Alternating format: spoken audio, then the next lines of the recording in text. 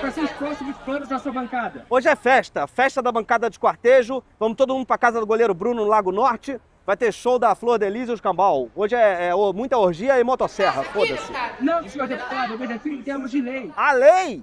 Ah, tá, não, lei tem também. Vai ter agora, vamos fazer a lei da merenda, que é a inserção de carne humana nas comidas de escola municipal. É uma lei aí do nosso querido Aníbal Lecter, do PRP do Acre, que veio com tudo. E claro, o Maníaco do Parque que é senador hoje em dia pelo PL, né?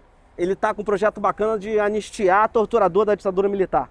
Deputado, mas eles já foram anistiados. Ah, já foram? Ah, então não falta nada não, porra. Hoje é festa, porra! Bora lá, galera!